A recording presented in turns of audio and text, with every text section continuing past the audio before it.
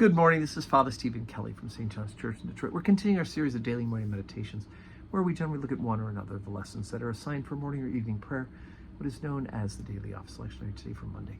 Let's take a look at the lessons assigned for morning prayer. We haven't really done much of this, but it's the first book of Samuel. Remember now, Samuel, we heard the story about his birth, his conception, his birth, his being dedicated to the temple and growing up in the temple. Now he's become this great prophet who consecrates Saul to be king of Israel.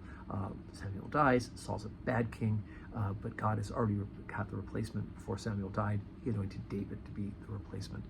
And all we need to do now is clear the deck and have Saul continues to be disobedient, and this will be his end. So we're at 1 Samuel chapter 31. Now the Philistines fought against Israel, and the men of Israel fled before the Philistines and fell down slain in Mount Gilboa.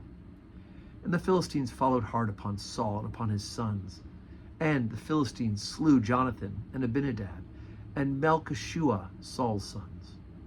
And the battle was sore against Saul, and the archers hit him, and he was sore wounded of the archers. Then said Saul unto his armor-bearer, Draw thy sword, and thrust me through therewith, lest these uncircumcised come and thrust me through and abuse me. But his armor-bearer would not, for he was sore afraid. Therefore Saul took a sword and fell upon it. And when his armor-bearer saw that Saul was dead, he likewise fell upon his sword and died with him. So Saul died, and his 3 sons, and his armor-bearer, and all his men, that same day together.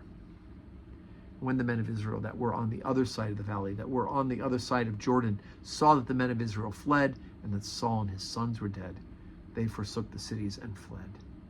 And the Philistines came and dwelt in them. And it came to pass on the morrow, when the Philistines came to strip the slain, that they found Saul and his 3 sons fallen in Mount Gilboa. And they cut off his head, and stripped off his armor, and sent it to the land of the Philistines round about, to publish it in the house of their idols and among the people. And they put his armor in the house of Ashtaroth, and they fastened his body to the wall of Bethshan. And when the inhabitants of Jabesh Gilead heard that which the Philistines had done to Saul, all the valiant men arose and went all night, and took the body of Saul and the bodies of his sons from the walls of Bethshan, and came to Jabesh and burnt them there.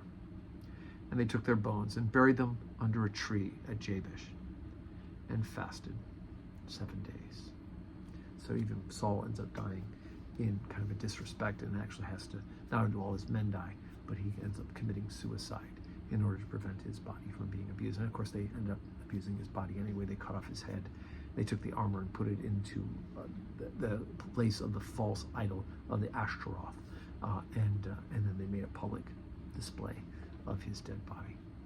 So it's the end of this chapter. The sons are dead, so the immediate heirs to the kingdom by heredity are now eliminated as well. Although there'll be a bit with Ishbosheth and Mephibosheth, which is Jonathan's children. But for the most part, this is going to clear the deck for David to begin his ascent to take the throne as God intended, and as Samuel had already anointed him before his own death. So today's Monday. We do have, today's a holiday. It's a bank holiday, Labor Day. So we're not going into the office today. We're not having Mass or evening prayer at the church, but of course you say your prayers at home. And of course I pray that you will pray for us. Know that I'm praying for you. And may God grant you a Monday, a Labor Day, that is full of blessings.